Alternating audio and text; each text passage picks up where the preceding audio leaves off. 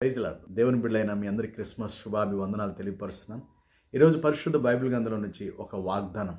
మత్తయి సువార్త 2వ అధ్యాయము 2వ వచనం ఏమని రాయబడిందంటే, యూదుల రాజుగా పుట్టినవాడు అనే మాటను మనం చూస్తున్నాం.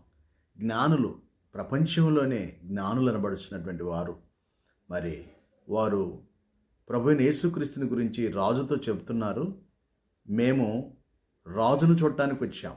అవును, మన ప్రభువైన యేసుక్రీస్తు రాజు మాత్రమే కాదు, ఆయన రారాజు. రాజుగా ఎందుకు వచ్చాడు తెలుసా? మనల్ని రాజులుగా చేసుకోవడానికి. ప్రార్థన చేసుకుందాం. తండ్రి, నీ కృతజ్ఞతలు నాయన, మీరు యూదులకు రాజులుగా పుట్టారు తండ్రి. మమ్మల్ని అందరినీ మీరు రాజుగా చేశారు, రాజులైన యాజక సమూహంగా చేశారని మీ వాక్యం సెలవిస్తున్నారు. మీ కుమారులు, కుమార్తెలు, బిడ్డలందరినీ, దేశ విదేశాలు ఉన్న బిడ్డలందరినీ రాజులుగా మార్చి మీరు దీవించి ఆశీర్వదించి క్రిస్మస్ దీవులతో నింపమని యేసు నామములో వేడుకుంటున్నాం తండ్రి. ఆమెన్.